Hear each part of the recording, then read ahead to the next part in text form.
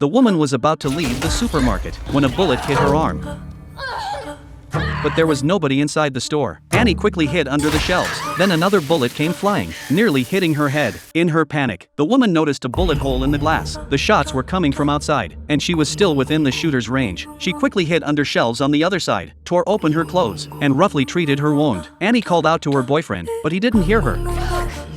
Annie noticed her phone on the floor not far away. If she could get to it, she could call for help. With this in mind, Annie bent down and crawled slowly toward the phone. Just as she carefully reached for it, the phone was instantly shattered by a bullet. The shooter was clever. He had anticipated Annie's thoughts and was ready to fire. Annie was terrified, hiding under the shelves, afraid to move. Just then, a man's voice came from inside the supermarket. Annie quickly looked around. It was coming from the intercom at the counter. Someone seemed to be calling for the store clerk. If she could reach the intercom, she could ask them to call the police. With this thought, Annie felt hope again. She threw large bags of chips into the air to draw the shooter's fire. After doing this twice, she used the moment when he was reloading to dash to the counter, successfully grabbing the intercom. She told the man everything happening at the store and begged him to call the police. But just then, her boyfriend arrived at the supermarket looking for Annie. He had barely taken 2 steps when a bullet hit his neck. Annie was horrified by this sudden turn of events, hiding and trembling. She wanted to rush to save her boyfriend, but feared being attacked by the shooter. She could only watch helplessly as her boyfriend's life slipped away.